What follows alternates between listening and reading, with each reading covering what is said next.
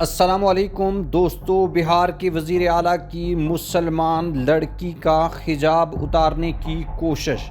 بھارت میں ایک ایسا بڑا ہنگامہ برپا ہو گیا ہے جہاں پر 20 کروڑ مسلمانوں نے اب ایک بہت بڑا اعلان کر دیا ہے۔ دوستو، بہار وہی ریاست ہے جہاں اب سے کچھ مہینے پہلے ہی نریندر مودی کی پارٹی جیت کر اقتدار میں آئی تھی اور بھارت میں ہندوتوا نظریے کے سائے اب صرف مرکزی حکومت تک محدود نہیں رہے بلکہ ریاستی سطح پر بھی مذہبی آزادی اور انسانی وقار کو نشانہ بنایا جا رہا ہے۔ جب ایک تقریب میں ایوارڈ کے دوران بھارتی ریاست بہار کے وزیر اعلیٰ نے زبردستی طور پر ایک مسلمان لڑکی کا حجاب اتارنے کی کوشش کی تو اس کے بعد کیا ہوا اور اب بھارت میں ایک کون سی بڑی تحریک سر اٹھا رہی ہے؟ دوستو، تازہ مثال سامنے آئی ہے جہاں بھارتی ریاست بہار سے وزیر اعلیٰ نتیش کمار کا ایک شرمناک اور غیر اخلاقی عمل نہ صرف خواتین کے احترام بلکہ مذہبی آزادی پر بھی ایک کھلا حملہ قرار دیا جا رہا ہے۔ یہ واقعہ ایک سرکاری تقریب میں پیش آیا مگر اس کے اثرات بھارت کی نام و نہاد جمہوریت اور سیکولر تشخص پر گہرے سوال چھوڑ رہے ہیں۔ دوستو، اگر واقعے کی بات کی جائے تو بھارتی میڈیا کے مطابق پٹنہ میں منعقد ایک سرکاری تقریب کے دوران وزیر اعلیٰ نتیش کمار ڈاکٹرز میں تقرری نامے تقسیم کر رہے تھے۔ اس دوران ایک خاتون ڈاکٹر جو مکمل طور پر برقع اور حجاب میں ملبوس تھیں اسٹیج پر آئیں اور اپنا تقرری نامہ وصول کیا۔ یہ خاتون ڈاکٹر نصرت پروین بتائی جا رہی ہیں جو حال ہی میں سرکاری ملازمت حاصل کرنے میں کامیاب ہو گئی تھیں، لیکن جو کچھ اس کے بعد ہوا اس نے تقریب کو ایک انسانی حقوق کے المیے میں بدل دیا ہے۔ دوستو، شرمناک حرکت اور ویڈیو نے سب کچھ عیاں کر دیا ہے۔ ویڈیو میں صاف صاف دیکھا جا سکتا ہے کہ وزیر اعلیٰ نتیش کمار خاتون ڈاکٹر کی جانب اشارہ کرتے ہیں اور پھر اچانک ان کا نقاب کھینچ کر اتارنے کی کوشش کرتے ہیں۔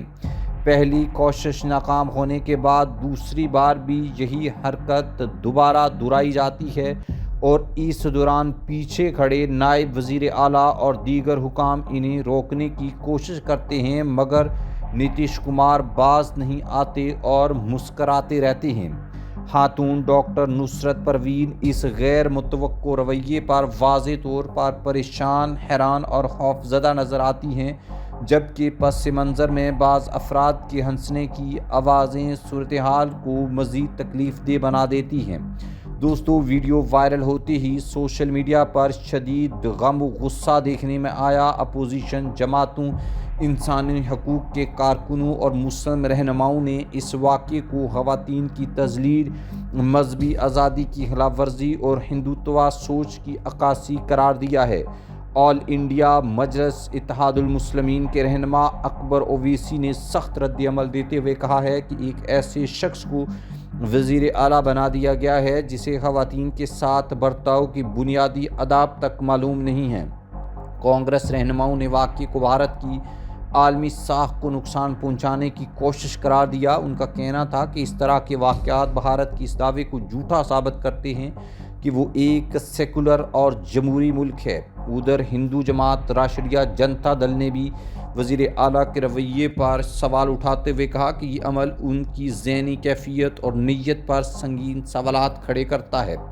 مسلم رہنماؤں کا کہنا ہے کہ یہ محض ایک فرد یا ایک واقعہ نہیں بلکہ اس سوچ کی نمائندگی کرتا ہے جس میں خواتین کے لباس پر کنٹرول، مذہبی شناخت کو نشانہ بنانا اور زبردستی یکساں ثقافت مسلط کرنے کی کوشش ہے۔ اگرچہ بہار میں حجاب یا نقاب پر کوئی سرکاری پابندی موجود نہیں مگر ناقدین کے مطابق اس طرح کے اقدامات بالواسطہ طور پر حجاب مخالف رویے کو فروغ دیتے ہیں۔